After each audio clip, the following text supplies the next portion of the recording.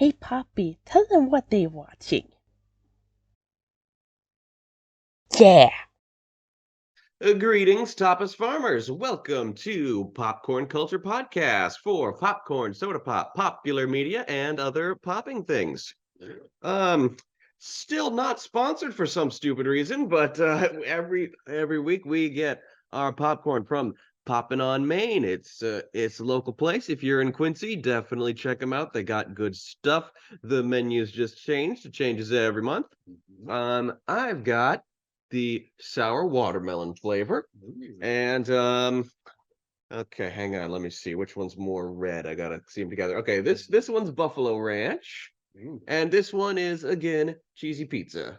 And so I think I might have blundered there. I got a spicy one, a sour one, and a really extreme one. There's nothing normal to, cleanse the palate, but we do have our sodas. So here, yeah, you take these. You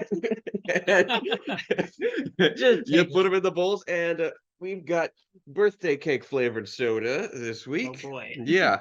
And hey, it sounds super sugary, but that's what we said about the lollipop flavor last week, and that was pleasantly punchy. So yeah. All right.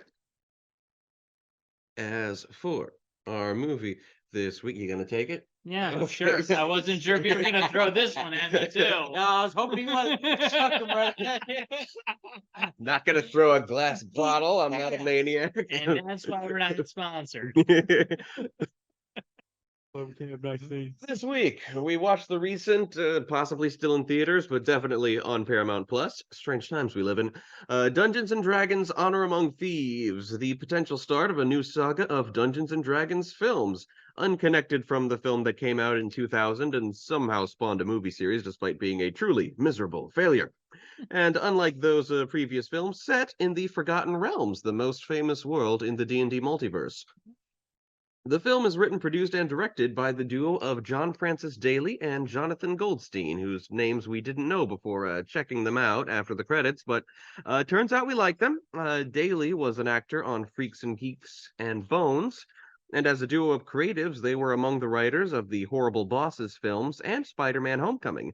And they broke into directing with a couple of films that were not so good, so let's pretend this was their directorial debut.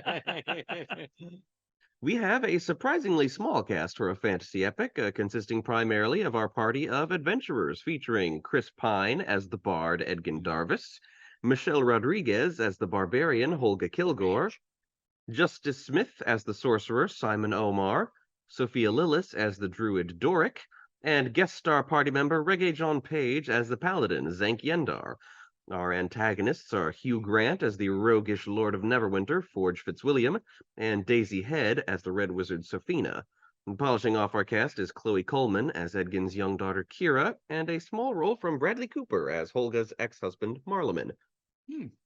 To my understanding, I like D&D, but I'm not deep into it. There are 4 characters in the film who actually originate in D&D's Forgotten Realms lore. Richard Croxford portrays Lord Neverember, the canonical Lord of Neverwinter, whom Forge has usurped. He's been around from the very beginning of the setting. Ian Hanmore plays Saztam, the Lich Emperor of the Thayan Red Wizards. The Red Wizards are our main bad guys here, so he's, of course, working behind the scenes. David Durham plays Elminster Omar, the legendary Archmage. Simon is his descendant, and he appears in a few dream visions on Simon's part. And finally, there's an appearance from Thembershad, the obese red dragon from an adventure book called Out of the Abyss. I looked into it. It's a sad story. Basically, he was pampered and served in the City of Blades in exchange for keeping their forges running, and by the time he'd realized he'd grown too large to leave the underground city, not to mention too fat to fly, there wasn't much he could do about it. As of this movie, he's apparently gotten away. Still fat.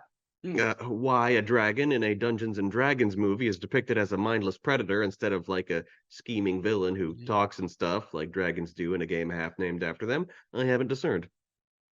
One dragon do. Oh, and the characters from the old Dungeons and Dragons 80s cartoon have an extended cameo. Forgotten Realms media likes to do that. They've been doing that for decades. They always die horribly, of course. Not this one.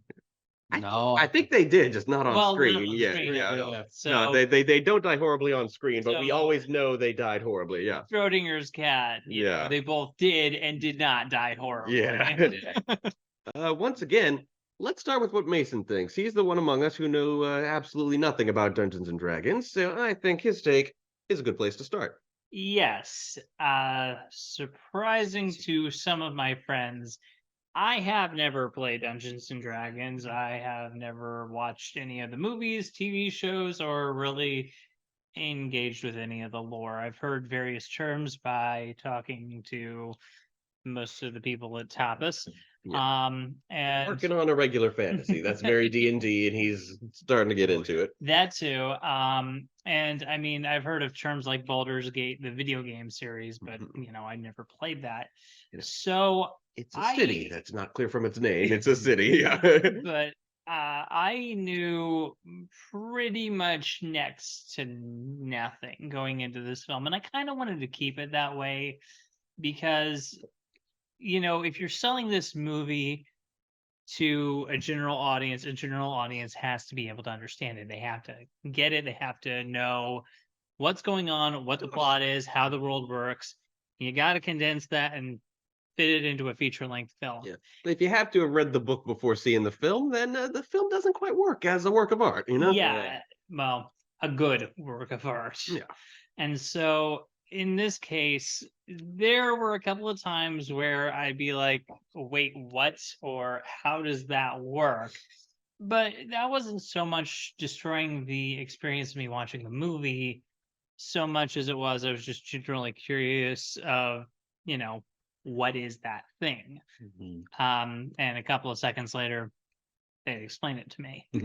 What I was truly impressed with this film, aside from the fact that I enjoyed the hell out of it, it reminded me a lot of the first Pirates of the Caribbean movie. Yeah. Mhm. A lot of great action, a lot of just a lot of themes that were a lot of fun, likable characters. You were engaged with the journey from beginning to end. And it didn't matter if a few things may not have made the most sense, or some of the villains' motivations may have been a little shallow. It didn't matter. I was having fun the whole time. And that's the other thing. This movie is surprisingly hilarious. Yeah. I knew it had comedic elements, but there were times when I was seriously just laughing my ass off at some of the things they were doing. Yeah, I think that's what D&D media is starting to do. You got your Vox Machina, which is unofficial, but when you're playing D&D, some people try to take it seriously, but mostly you're going to be kind of riffing along like you're watching a movie, and so yeah, the D&D media is running with that, making it fun and lighthearted, and This until soda it's not. actually does taste exactly like birthday cake. No, no kidding. This is unusual. I've never had something called birthday cake that actually does taste like it. Weird.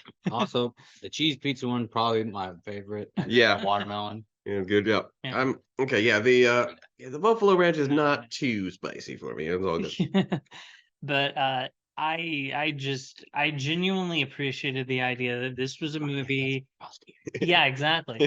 This is a movie though that I liked the fact that I could just turn my mind off and just enjoy the ride. Oh my gosh, I haven't seen a movie like that outside of some exceptions like the well, not the current Marvel movies, but some of the past Marvel movies. And again, the first Pirates movie. This was a movie that I really just enjoy. Liked sitting down and watching without giving it too much extra thought. Yeah, they didn't overload you with lore. It was about the story of these characters. It wasn't so much about their world and where it all came from. It was just them. It was these people and what they're doing. Yeah. It didn't make me want to write a thesis for a film class about all the things wrong with modern cinema, or anything about the actors and their technique. I just loved the fact that this is a movie I could probably show my parents, my baby boomer parents, and they'd probably enjoy the idea of just a good family film. And I haven't seen one of those come around in a while. Yeah, I see what you're saying. It's a lot like it's like a lot of older fantasy films, Yeah. There's not where you're just 100% in the moment. Yeah, and it's a bit of a shame that I didn't see this in theaters, but quite frankly, I kind of forgot it even came out until someone mentioned it. Yeah, it's like But I think aside from just the humor that I really appreciated, what also surprised me was just how much effort they put into making this film so much fun Oh, to man. look at. Oh my yeah, gosh. beautiful world. Beautiful world, great special effects. Insane special effects. No doubt they had It was- years of illustrations in the D&D books to work off of. I haven't seen a Forgotten Realms campaign guide in some time, but sure. The costuming, I don't really know crap about costuming, but I like the fact that it didn't look like it was a bunch of cheap cosplayers. Oh. You know, it looked like it was given the same amount of effort you would give any other Hollywood fantasy film. Yeah. But the thing I'm still thinking about after watching it last week, the thing that's still going in my mind Yeah, is got the that one. amazing fight Oh. choreography. The fight choreography That- was brilliant. So much fun, yeah. Yeah, and in this day and age when it's so easy to just CGI an actor's face onto computer models just beating the crap out of things, I liked the way that if they did this, I couldn't tell. Yeah. Mhm. It looked Oh. like everything aligned perfectly during those fight scenes. It was so much fun. And it was nice to see Michelle Rodriguez kicking ass. yeah. I love watching Michelle Rodriguez kick ass, That's what you do, yeah. despite the fact that I haven't watched any of the Fast and Furious movies. Yeah, as a Barbie, Let's walk. I bet Vin Diesel roped her into a few D&D sessions. He does that to people, you know. Shows his nerdy side. No, he really does. No, He no, does that to people. No, I know. I have Yeah. to imagine what that would have been like now that she's actually been in the movie. Yeah. You know, I have to wonder about that. But no, I just like you said, especially Miguel Rodriguez. Michelle Rodriguez. What did I say? You said Miguel. Miguel, that's a Miguel, man's sorry. name. Michelle Rodriguez.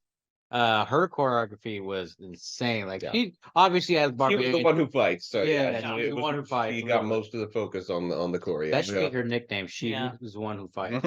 Because literally, that was her answer for everything, and like they did it perfectly to the T.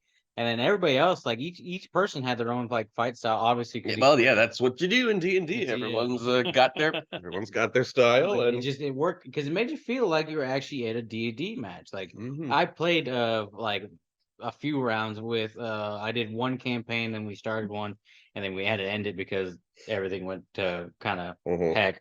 And so played that. So I have a little bit of a basis of some of the not like lore because I don't know the deep lore, but I know some of the creatures there. I know some of the mechanics of how to actually play D&D. Yeah. And then my character always came from Waterdeep, which is one of the cities in It's like the big city the in, big in city, the whole yeah. setting, yeah. and I played a half dwarf, half orc called a dork. Obviously named Dwalin after the Oh no, good man. character of Rugged Fancies. Hope I don't get copyright for that.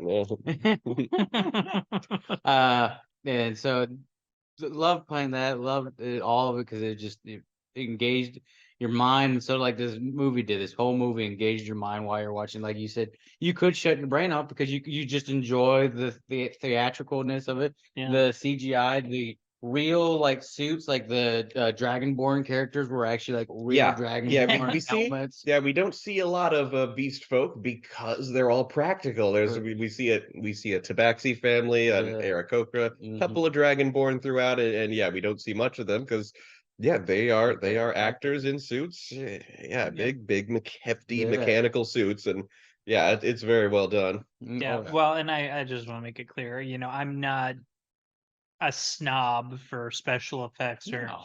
cinematography. I can appreciate it, but you know, I never studied crap like that. All I know is that if you are a snob for technical effects, you'll probably find something to probably nitpick. Mhm. But if you just want to watch a movie that you can watch with, I would say, children over the age of 10, Yeah.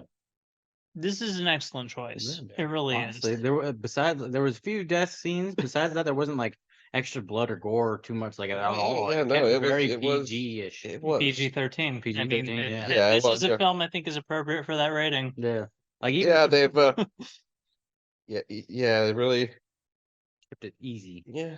because even with like they had the gelatinous cube in one of the scenes, which Yeah, I love that they, it did dissolve a guy. it Yeah. dissolved. But the thing is, though, you saw him go in. Yeah, he Then goes they in, had the scene. couple minutes later, where it's a they come skeleton. back, Yeah, yeah, you don't see him getting dissolved. Yeah. No. You don't see him like screaming in pain and torture. Yeah. And so like they kept it very nice and like you said, family oriented. Even though like two people in there do die. Yeah. Yeah, God, yeah, that didn't occur to me. This is good. This is good family stuff. It again, like very like Pirates of the Caribbean. You know, it was the first PG-13 Disney movie. Yeah, but kids loved it, and Yeah. this is. Yeah, gosh, they don't make them like this anymore. No, you know? they really don't. Well, and they won't if we don't keep going to them. Yeah, So that's why yeah. I, I like this movie so much because of that. Yeah, and stream that's this what it is. movie. It's great. It is, it's part of the D&D franchise, but it is kind of standalone. I think Yeah. if they make a sequel, I think it'll have a completely different cast of characters. Yeah. I think And they'll just set it somewhere else in the realms. And to make sure they make that sequel, please watch this movie. Yeah. For sure. Please. We had a lot of fun with it, and we would like more. So It doesn't matter if you don't like us. Watch the movie, please. Well, 'cause each character literally had their own arc. Each character actually progressed as a person. yeah, good ensemble. Yeah. I would say the only person who didn't really have an arc was Regé Jean Page's character. Yeah. Did he ever learn to walk around the rocks? No, Didn't have to. He goes straight up. That was just an example of a visual gag I just really appreciated. And it didn't draw out for too long. It was just one of those things that was just 5 good seconds. for a quick laugh. Yeah. Is he gonna go around the rock? No.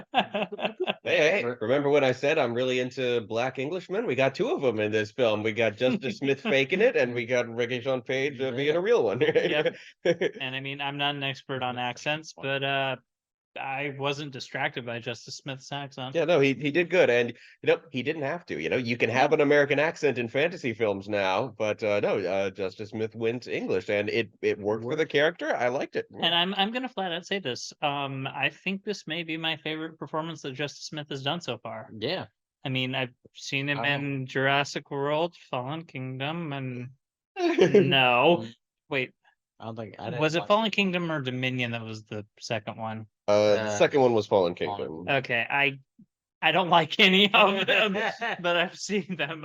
I have a problem. The end of, I can't remember. I don't. It was in Dominion, but anyway, yeah. He point I is don't he was remember, he was but in the he middle was in one. the second Yeah. one. And it's not his fault. I think they just wrote that character to be the one who's afraid of everything. Yeah. But I didn't like his character in that. And he was okay in Detective Pikachu. I mean, he was the standard human.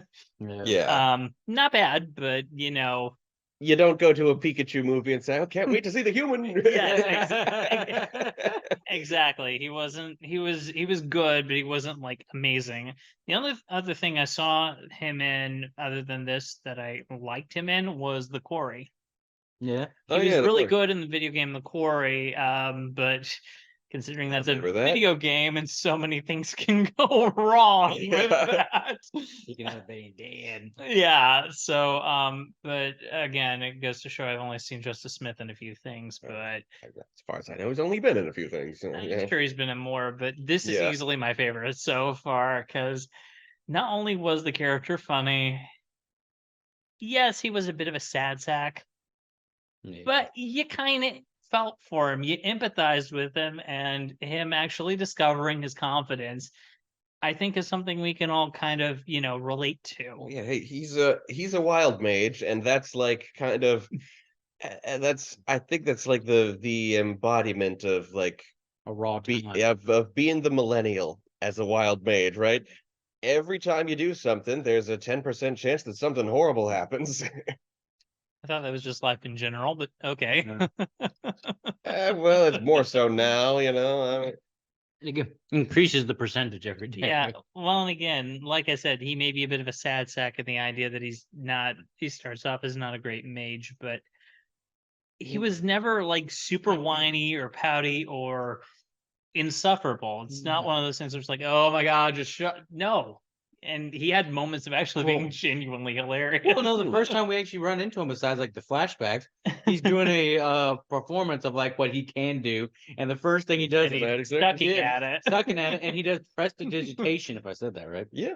while he's doing that, he's robbing everybody. Yeah. Like a magic hand goes around, like grabs the whole ball of all Hey, he the would have. tourists. I think he would have pulled it off if he hadn't spotted his friends in the crowd, right? Oh, And yeah. distracted. And like again, another example of just how much I like the effects in this movie.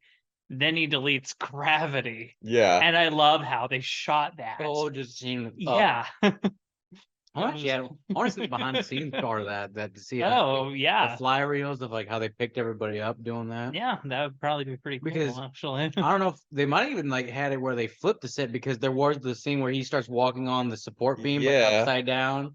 Yeah. And so they might have built an upside down set for that. And so Do they do behind the scenes featurettes anymore? don't Ever think since so. DVD died, Yeah. I see them sometimes on streaming services. I'm but sure most films YouTube. don't have them. I'm sure if you dig hard enough somewhere, you can probably find something. yeah.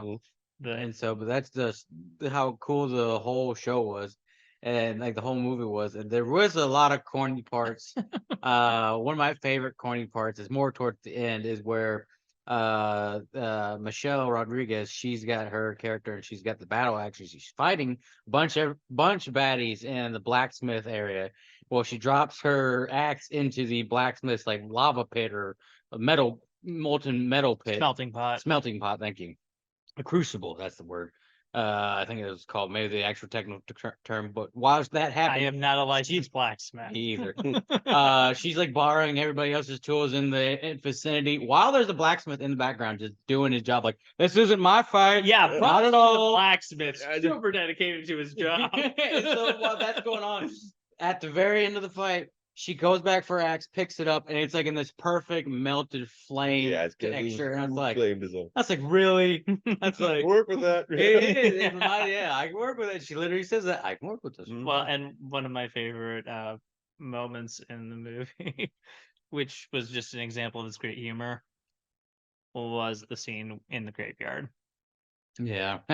Speak with dead. Yeah. I'm gonna speak with dead. You ask every corpse 5 questions, and Then they go back to being dead. If you waste your questions, if they don't know anything, you gotta dig up another. And that's and that was like the one rule of D&D that the filmmakers supposedly broke, is that they made it so that the characters did not have to rest 8 hours to recharge their powers. They gave them a lot of powers they could just keep using throughout one day, because that's just a lot more cinematic. Yeah. And I'm for that. And it turned out to be one of the most hilarious moments in the movie too. So how bad would it be if like the person goes, use this? I can't. I used up all my spell slots. Yeah. It'd be a little bit funny, but like if it was actually implemented in the movie. And you Yeah. wouldn't really get it. Fancy and magic isn't really intuitive. I guess they couldn't get the SpongeBob narrator 8 hours later. Yeah. Yeah. And I just like that. It's very faithful to D&D. You see, just as years go on, things get more and more faithful to the source material, as they realize that's what fans want to see. Like, compare 90s Mario to this year's Mario, right? Yeah. I'm sorry, they made a movie about Mario in the 90s. What? Yeah. It's Mario's brother. I as far as I know, that doesn't exist. It's the only piece of Mario media where his name is canonically Mario. What? Wait, what? There's a canon 90s Mario movie? What? Are you messing with me? Yes, I'm messing with you. I'm pretending the movie doesn't exist. Hey man, it's embedded in my memory, so it's there. It's just another example of people always wonder, wait a minute, if they're the Mario brothers, wouldn't that make their names Mario and Luigi Mario? They And eat magic mushrooms that make them bigger. that's not. no reason to throw away all logic. I hate that rationale. It's like, okay, yes, it's speculative. That doesn't mean it has to be stupid. I know. But in the 90s Mario, it's canon that they are Mario and Luigi Mario. and compare, year 2000 Dungeons and Dragons movie, just a title with this, where everything that happens is something that could happen in D&D pretty much. Yep. And we spotted just some of that mindset of people who know D&D and people who don't. That we spotted that kind of early on with the idea of the tablet of reawakening, which could bring back Edgin's wife, dead for many years, and Mason immediately suspected a pet cemetery plot. Whereas for me, intimately familiar with D&D, what my thought was that the writers did a good job making raising someone from the dead difficult. That's the first thing you got to do in a D&D story to give it any stakes, because most people know that raising the dead is like a third level spell and not that hard to pull off. So what they did was they had they had this plot device of red wizard's blades, which you cannot. Yeah, wounds from a red wizard's blade, they cannot heal. You can't resurrect someone killed by a red wizard's blade, and that's obviously not a thing in the game. You can't have unhealable wounds in the game. That'd be absurd. Yeah. So yeah, they came up with the plot device. There's a reason why you can't bring someone back from the dead by normal means. You need you need something awesome like the Tablet of Reawakening. Which I like that. I like that plot to it, and it also looked pretty cool. But yeah, like a very, I don't know, very tablety. very tablet-y. I also I like the real theatrical. Like I said, I like the theatrical. Is that the right word? theatrical. Theatrics of it. The real things, the costumes, the props, all that. Yeah, all that, and part of it. yeah, and And which you it was see a lot of critters in the background that are, and they're all from D&D. You got some axe beaks, you got some rust monsters. Mhm. You get an owl bear. You definitely do get an owl Yeah. bear, and that immediately got some people up in arms, because a druid can't turn into an owl bear. An owl bear is a monster, not a beast. But they're kind of changing that with the new reboot. They do it kind of like a fifth and a half edition, as they have with the past two editions. And the new druid rules there is that instead of picking the stats of an actual beast out of the monster manual, you're either a land beast, a water beast, or a flying beast, and it's one stat block, and it can look like whatever you want. And I'm like, that is some fourth edition shit. I want to have the exact stats of some beast. Come on. Yeah, but I mean, she turned into a deer, a fly, and an owl bear. What's that in D&D? Is that just breaking the rules? Well, what? No, I mean, in tieflings, the tieflings are extra magical. yeah, well, yeah, I don't know that. Like, there's fly. There are no stats for anything as small as the fly or the worm that she becomes. I think in game she'd be maybe like a mouse or a bat or something. Again, yeah. not sure. Just asking. Yeah, that's a good question. But yeah, I mean, she turns into animals, which in the rules are called beasts instead. So, but yeah, owl bear, and so yeah, by the new rules, she could in theory be an owl bear, because the stat block just says beast of the land, and it can look like whatever the hell you want. Gotcha. Fair enough, I guess. And I will say, the other thing about Dork that bothered me, she was insufficiently tieflingy. She's got a small pair of horns. I think it's quite possible to go through the whole film without noticing that she has a tail. Yeah. Besides the one time she actually uses it. Yeah, to she does hold herself up. Yeah, she uses it. It is prehensile. And she uses it once, and yeah, most of the time she's walking around, and if you squint at her, you can see that she's got this long skinny tail. But yeah, she looks. Yeah, I know. She doesn't look.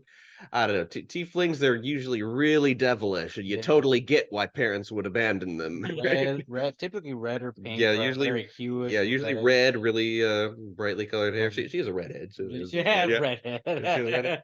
Yeah. Well, that's the She's thing. got nice hair. She actually reminded me more of the speaking of Vox Machina, coming back to that. She reminded me of the elfin character. Yeah. She looks like she looks like Keyleth. Yeah, Keyleth. The first. Yeah, Keyleth. She wears those little antlers, which they simplified for the animated series, and yeah, ever since then, lots of druids wear antlers. It's just something that the illustrator decided on that they kept around for all future Vox Machina stuff. And I haven't seen Vox Machina either, so come on, man. Oh yeah, right over my head. Oh, we better do that. That'll be fun. Especially since that new season just come out, and so. But yeah, it's very Wendigo that they're trying to make druids. I guess I was with the Wendigos have like person with the antlers. Yeah. But no, it's just and like I said, I love the character development and everybody. Besides, like we said, the here tidbits here and there, certain people, and what was the very first? Because you even asked the first flying creature because he was trying to escape the prison. The Aarakocra. Aarakocra. Yeah. We both had no idea what the Aarakocra was, and then he comes in as just a giant man bird, Yep. pretty much. And that how they escape, like bring back to Pirates of the Caribbean, it's very like it has that reminiscence of it, of like I don't know if spoiling it for a little bit. The opening scene. The is- very opening scene where he busts through the window of the super tall tower. A very grand but very inelegant. is Yeah. it. Yeah. And then right before he approved your part. Yeah, right. And that was just another example of the humor, the idea that Yeah. they escape and they're like, we did pardon you. Yeah. to leave. And before that, it's they foreshadow it with a great running gag where he's given his backstory, and to make it just a more entertaining backstory, he occasionally mentions again and again that he really wishes Jonathan were there to hear this story. Yeah. And of course, Jonathan is just about the most D&D name ever. Well, I mean, honestly, I wonder where they came up with these names for these characters. Well, with Jonathan, you take out the O and you add an AR. Jonathan becomes Jonathan. Yeah, and it's it's just something about D&D names that they're just fantasy enough. They don't go too hard. At least not anymore. I read some early R.A. Salvatore novels, and his names get pretty ridiculous. But yeah. Torak. Or something like that. I don't know. But no, it's just now we're kind of in a dead air moment, aren't we? No, Not really, no. entirely. I think a modern fantasy would not name a character Dritz do Erden of Derman and Ashes Bernon. No. Wow. One thing I did appreciate, this is just me, is the fact that they didn't make Michelle Rodriguez and Chris Pine a romantic couple. Oh no, you totally thought they would be for the whole film. Yeah. I was afraid they would. I really was. She pretty much helped him raise his daughter. And they said brother and sister right there at the beginning during the backstory. And then again well, we're way past spoilers, but I'll go ahead and say it anyway. He uses the freaking thing to revive her. Yeah. And I was afraid that was going to be the moment where it's like, you've been here in front of me all this time. Yeah, all the way to the end. You really thought, huh? Yeah. How many movies usually do what I think they're going to do? Yeah, fair enough. A lot of them. So I was happy that this one didn't do it for once. I know they are. Yeah, they're just buddies, and it's all good. Even though he's lost his wife and she's recently divorced, and they've been together for so long and practically raised his kid together. Yeah. No, that's just not the way they are. Also, He doesn't like his lips. I love the running gag that she is into halflings. Yeah. The It's like, idea that hey, it's her like type. clearly he's got a type, and then at the end she's clearly got a type as well. Well, the idea of seeing Bradley Cooper as a halfling, I did not expect that one. I did not know he was in this movie. Yeah. Which was very funny. That was It's actually really kind of good. funny because in like other things he's working on as Rocket Raccoon, Yeah. he was pretty much the same size as Rocket Raccoon was. Yeah. But he was Yeah. On set that time. Yeah. So it was pretty good. It was good, and again, I was happy to see that it didn't, play into that whole. They're a guy and a girl in a movie, so they have to get together. Which, No, as none a of guy- that. As a guy who watches a bunch of anime, there's a lot of that. Exactly. So I was happy this movie didn't do it. No, but there was also the scene where I like the scene between the father and the daughter, because he even says like, I didn't take your feelings into consideration. I was trying to bring back my wife. He not realized. your mom. Yeah, that's what he realized. He was not okay. You just said it. I wanted to say it. Okay, go ahead. It's okay. No, Yeah, it was he said. Yeah, he realized he's not trying to. He wasn't. He wasn't being as selfless as he thought. He wasn't trying to bring back his daughter's mother. He was trying to bring back his wife, and in the end, he brings back the woman who raised his daughter. So there you go. He That's what he realized. Yeah, he realized his best buddy. He's only got one of these. Of course, her first words upon coming back to life is like, "You wasted it on me." Yeah. I died with glory like my ancestors. I should have died. Yeah, And and if that- it's anything like anything else in this movie, eventually they'll resurrect her to ask her 3 Question. questions. No, they'll forget because they only asked the 3 questions instead of the whole 5 questions. Oh yeah, that poor guy. There one guy that they asked to the left, they didn't ask him his last question. He's like, "Are you gonna ask him my last question?" You know, I Does it knew that count? was. Does it count if I ask myself a question? Guess not. See, I knew that was. I'm Going not to quoting. I be- made that up. Yeah. I knew that was going to be like the post-credit scene, but you know what? I did not care. Yes. It was still hilarious. It was, yeah. It's what you saw coming a mile. Like how I knew that the post-credit scene of Doctor Strange: Multiverse of Madness would be Bruce Campbell still punching himself. Yeah. But that one's Bruce Campbell, and Bruce Campbell was awesome. Very. But that was something. Another thing I really liked though is they introduced Regé-Jean Page's character as being like the most capable, the most intelligent, and the most badass. Mm-hmm. And I like the fact that while it seemed a little clunky, they did get him out of the way for the movie's climax, so they, he didn't just walk through and fix everything. Yeah, he was the guest star party member there for one session basically. Again, narratively, it felt a little clunky as to why it's like, I must leave you now. Yeah, I think Why? I don't know. I think that was deliberate, to imply that he had a player who was only there for one session. Right? But at the same time, I did like the fact that again, if they put him in the climax, everything would have just been way too easy for them. Well, he kind of. Yeah, you kind of when you've got a. Yeah, they had to have the ragtag bunch of misfits to save the day and keep things difficult. And apparently they played a lot of Portal because, oh man, I loved the way they went about. Oh yeah, executing that is yeah. They have did they have a portal staff? A portal here, portal there, and yeah, they used it quite brilliantly. I mean, for even when they used it to escape the dragon, yeah, it was amazing. Very good. It's like I just like how they used it for just like the whole it actually became a big part of the storyline after they figured out what it was. Yeah, it was it was a heist film, and then they used it in the heist. Which all there, yeah. Where it came from was the Bradley Cooper's. He used it as a walking stick. Yeah, he'd used it as a walking stick. Yeah, they had no idea it was magic until Simon notices. Yeah, well, and I mean, the other thing I liked is they made the rules of how it works simple. Mm-hmm. It only has a short range, and you can only put a portal between the places where you can actually physically see them. Mm-hmm. You can't just like, oh, I'll make a portal into the middle of wherever. He's like, I cannot do that. Yes, can't bring it in the vault because I can't see the vault right now. It was very easy to understand the rules. It wasn't ridiculous. It wasn't stupid, and it was so much fun to watch, especially when they were setting the portal up under the carriage. Yeah, you could attach the portal to something like a little Bugs Bunny hole, right? Yeah, exactly. Like spots. Yeah. Spot powers.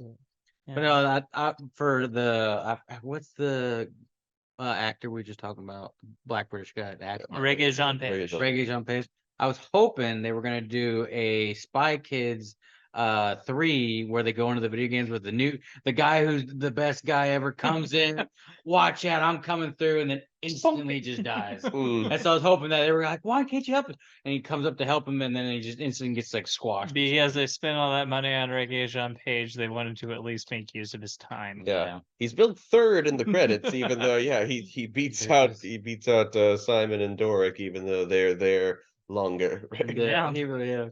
And well, he did fight off a dragon. He didn't kill it, but he did fight off the dragon. Yeah. So he does have some sort of merit to it. Also, can we just talk about how great Hugh Grant was as the smarmy jerk of this film? Yeah, it's someone you wouldn't expect to do something so nerdy, and it really works. Really good. Hugh Grant, yeah, he beats the hell out of Jeremy Irons, I guess. Hey, I love Jeremy Irons, but I get what you're saying about his performance in the last one. But what I was gonna say though is, I remember growing up, and if there was a rom-com about a awkward, bumbling but charming British man, it seems to be so charmingly befuddled. It was always Hugh Grant. I mean, Family Guy was not off with that parody. It was very rare that he would step out of his type as the sensitive, charming, but awkward, person. The only time I ever saw him really break that type was in About a Boy, which great film, by the way. Check out About a Boy if you haven't seen it. One of Hugh Grant's best movies, and it features a very young Nicholas Hoult. But and when I say young, I mean he like The 10. titular boy, I assume. Yeah. Yes, he was like 10. But with the exception of that film, Hugh Grant always played those kinds of roles. I love the fact that now, as he's getting older, and they're not making rom-coms with him as the focus anymore. Regé-Jean Page is now being the, lead of those British rom-coms. Hugh Grant's really getting to experiment and play a bunch of different roles, and I really liked what he did here. Yeah, and he's still very Hugh Grant. I love the scene where he's like, "Oh, I can't be here and watch you be murdered. That's why I'm going to leave the room." Yes, he's still charming in a way, but charming in the sense that you only like seeing him and you love seeing him get knocked down. Yeah. In the scene where they turned his big hot air balloon, like dispersing all the gold, all the treasure. Yeah. Yeah. I was very surprised. I really thought they were going to kill him off. Yeah. You were really gunning for that, or for somebody kill him. I really thought they would. I mean, he's essentially the hate sink of the movie. I mean, the main antagonist, and this is more by convention than anything else, is more or less an extension of what's his face, the magic mirror guy. Yeah, Seth Tam. Yeah. She serves more as an extension of his will and doesn't have much of a personality. She's there to represent Seth Tam, who might play more of a role in person later. So since she spoke about how much she hated her assignment, hated working with this guy, hated being around him, I could have sworn that when she put her master plan in action, he was going to be the first one she killed. Yeah. And it would have made a lot of sense, but I'm happy it didn't happen, because if they make a sequel, we might get some more Hugh Grant goodness. And I'm all on board for that. What happened to him in the end of He ended up in prison. Yeah, remember? in prison in Icewind Dale, same as at the beginning. Yeah, that's right. And he tried to do the same thing, and they bricked him. Gosh, love that. Tony, that is kind of cool though, because he was kind of telling the last part of the story from his perspective. Yeah. So it all goes back to my mother. It all goes back to my mother, blaming it on his mother. Yeah. Also a good visual cue when they deny his parole. You see the red wax as opposed to the green. Yeah, it's nice. Yeah, absolutely. So that's a much better, villain fighting line than if they tried to have Hugh Grant say, "Let the blood rain from the sky." but yeah, like I said, he's built up as such a hate sink throughout the movie. It surprised me pleasantly that he did not end up being the first person sacrificed when she essentially turned her wrath upon pretty much everybody in the upper class. Yep. Yeah. And her final battle with her was it was some good choreography that implemented the magic, because there weren't a lot of fights before then that implemented the magic. It was mostly Zank and Holga doing the fighting, and so we got some magic in there with. Also, him supposed to be a bard. We kind of discussed that. Like, he wasn't very bard.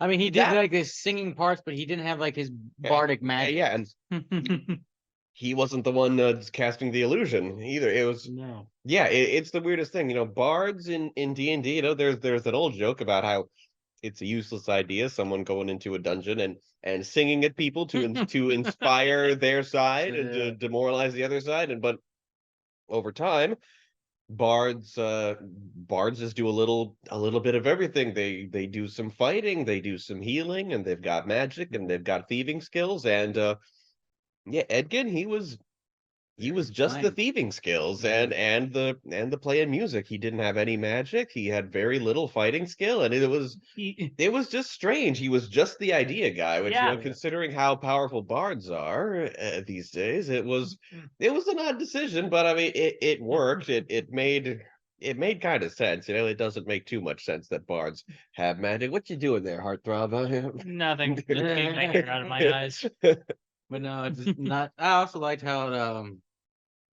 I lost. Oh, how good of a singer Chris Pine is. Oh yeah. Yeah. I never knew that. I saw Into the Woods, the movie Oh, version, yeah. and he was actually really good in that. I still need to watch that. Yeah, Chris Pine actually is a good singer. He just doesn't get to show it off very often. But yeah, That scene, one of my favorite scenes was with that illusion part. It is when he's Yeah. segregating the cards. The illusion glitches. Yeah, they glitched out, so it starts skipping like a record. Then the whole illusion starts just melting. I'm not gonna lie, that was Crazy. creepy Oh my looking. gosh! Mhm. That was some nightmare fuel, right? Yup. there. Free. Break. Yeah. Circling back to Into the Woods for a second. Like, if you've seen Star Trek, where Chris Pine plays Captain Kirk, Yeah. right? In Into the Woods, Chris Pine plays William Shatner. No, It's pretty much how that performance goes. Yeah, Is he just getting a creep on William Shatner or something? Then I have a lot of thoughts into the woods, but we're not going to get into it right Nah, now. there's other- we'll get into it if we watch Into the Woods. I don't want to watch it. Not And- again. Not again. Please don't make me watch it. Not again.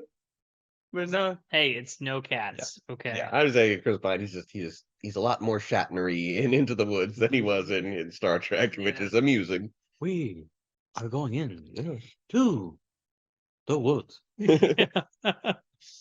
Sorry, No, not terrible Shatner impression. not quite that, but I get the joke. Yeah.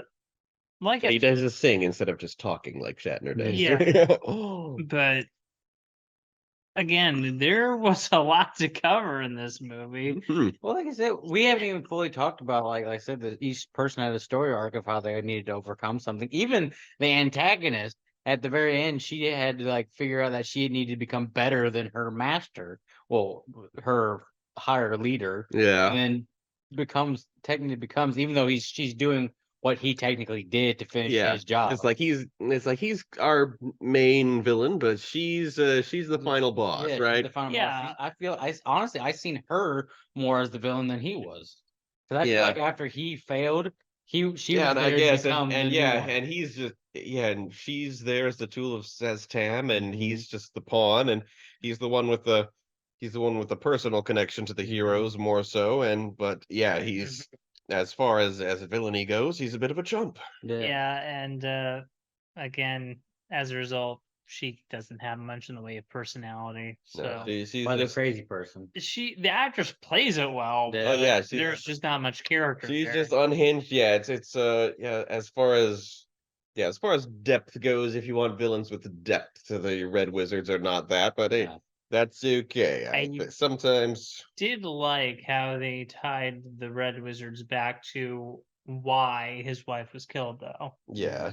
That was Coming. actually yeah. really good as to, it wasn't just some random act. It was motivated Yeah. by his own stupid bullshit actions. Exactly. Yeah, he was He was trying to be a paladin wannabe.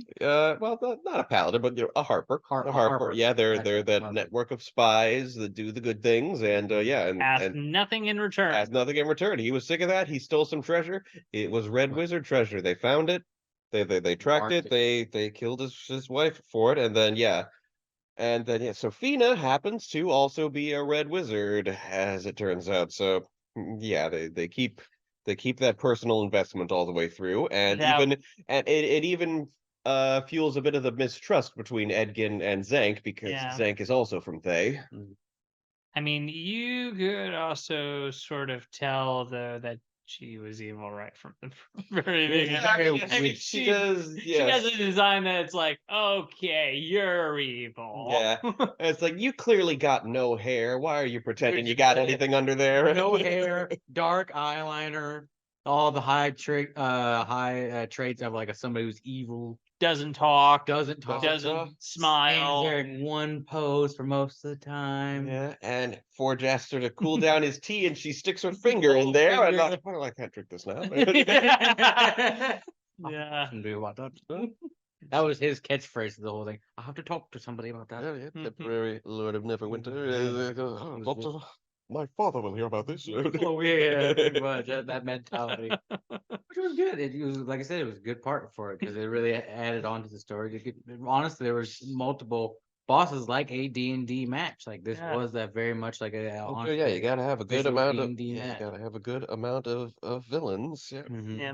And I wish there was more than the. Oh no, there was another dragon. There was the acid dragon. Yeah, there was a black dragon Black in the dragon, yeah. flashbacks, but yeah, I mean, yeah, You I, would I think mean, like- in theory, you expect more dragons in a Mhm. Dungeons and Dragons movie, but I mean, what are you gonna do with more than one dragon? That's kind of apocalyptic. Yeah. Yeah, that is true. Yeah, because in the D&D world, dragons are way more kind of like the bears of like destruction gods. Yeah, it's it's a Critical Role, Vox Machina. Four dragons turn up. That's an apocalypse right there. Yeah, it's a thing that happens. Yeah. They did. Oh yeah. That's the whole thing about this movie. Like you didn't have to know the certain appearances You of can't dragons. understand the concept of four dragons show up I equals understand, apocalypse. I understand the concept, but you talking about Vox Black- Machina and plot points there. D&D. That's all you need to know. D&D and magic. But yeah, I mean, that's what a big deal dragons are. All right. Okay, then. Good to know. Hey, don't get him started on dragons. I did that on accident, and I had heard it. Yes, Yeah. yes. AJ once stated the popular belief these days that if a dragon has no arms, it's a wyvern. To which I say, fuck you. Okay, first of all, yes, a dragon should have arms. They should have arms, legs, and wings. But if it has no arms, that doesn't make it a fucking wyvern, okay? It just means the designer thought it would be better for it to be biologically plausible. It's still a dragon if the fucking story says it's a dragon, okay? Yeah, like I said. Okay, good to know. I'm just not going to talk about dragons. Pretty much. Okay, I think I'm feeling like this being a short one. If it's not too late, I think we're don't. too late for that. I But have no awareness of how much time has passed. I mean, I think we're okay. I feel like we haven't been here long. I guess I'll find out when I see, how much material I have to watch to edit this. But let's do Final let's do our count? usual boop boop boop. okay, then. Well, as the first boop, I guess I'm going to say that, yeah, I seriously enjoyed this movie. This movie was just a fun time. Great characters, great story. I love the idea of just going on a journey and turning my mind off and enjoying the experience. This was definitely one of the better movies I've seen this year. I love the action, love the humor. I loved how it handled its themes. It never got overly sentimental, which I appreciate. It had moments of drama, had moments of sadness, but it didn't like tear your heart out and demand you scream and weep. Which, again, this is not that kind of movie. This is the kind of movie where you get your family and get your friends together and you just have fun. So, if I had to give this movie any kind of feeling, I would say that the big bad final boss was a little flat. But other than that, that's really a minor nitpick. Overall, I give this movie an A. I really, really hope it manages to spawn a sequel. I really, really kind of want to see more of these characters. Yeah, no, I have to agree with you. Because as the second highest boop, all of it was great. The storyline was great. As a person who's a basis person in D&D, I loved hearing all the little tidbits and lore and animology. I don't know if that's the right word. Creatureology of it, and the certain characters and races and all of them, and how they brought everything together. The main theatrics, like they had like the crazy sets that they had, and actual costume characters and actual like real life stuff mixed in with the really good CGI. Like it like almost for me like too good. Like just being how it was. And it was just I liked it all of it. And I like to try to look for loopholes or plot points in movies. And I couldn't really find a few besides just main character stuff, and that's like just part of the character's build up, how they build out of like their faults and become better as a character. And so like I'd give this thing an A+, honestly. As your final boop. Boop. Final boop. I'm glad that we live in a world with a live action theatrical official D&D movie that feels like D&D. That's the kind of thing that growing up I never thought I would see, I guess. Because it was overall it was cute and fun, and I uh, I wish it was bigger and more spectacular, but I think it's the beginning of something great. I mean, as far as sequels go, like as I said earlier, I don't think we'll be following the same characters. I think sequels will just be different parts of the world following a completely different adventurers. But you know, I could be wrong, and I would very much love to see these characters doing their thing some more. And I I like our directors did a really good job. Yeah, they did so good with the comedy and the action and the action comedy. I'd like to see them. I'd like to see them behind the camera on other grandiose stuff like this. Including but not limited to this film sequels. I want to see what they do with some other worlds, some other toy boxes.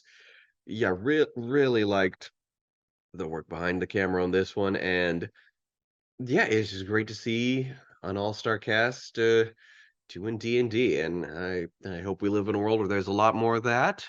Um, yeah, I'm lowballing this one again. A- for me. Still an A. Still an A. Yeah, still an A. Yeah, A's across the board. I don't think we've done that before. Well, Did honestly, we? no. I mean, okay, yeah. On the record, I did give Trail to Oregon an A. I said a moment later B plus, but I meant what I said the first time. I meant A. Just something I noticed that I misspoke there. So, yeah, A- for me. Yeah, real Triple A. solid. It just kind of warms my heart that this movie exists. It really does, because it's sweet. It is sweet. Now, please give us more. Yeah. Give us more. We watched it already. We're done. More. Give us more art monkeys. Okay. So, in our next two episodes, we will be revisiting the first two movie nights that inspired us to create this podcast after our third. First, we'll be looking in at Trey Parker's Cannibal the Musical, and then Team Star Kids' Holy Musical Batman. Thanks for watching. The day will come when I have a little clip prepared to incentivize you to subscribe, watch some other videos on the channel, and support us on Patreon. But today is not that day, so let's just get the heck out of there. But do explore the channel a little bit more. Yeah, I checked out Threads by Instagram, and it's terrible. I really thought we had a Twitter replacement, and God, it's bullshit. So yeah, I just say that because it says in the end card to check out our Mastodon. There's not shit there because I'm still pretty much doing Twitter, but only as long as I absolutely have to. You're saying this on day one, okay? Okay. Hopefully, Thread can get better as Twitter gets worse. Yeah, I suppose. Yeah, I mean, hey, if anybody from Meta is watching this, work on Threads, would you? We need it to be better. To support Tapas and learn more, visit our link tree. Tapas and Stuff Productions is brought to you by our supporters on Patreon, including Knight Sadie Allen.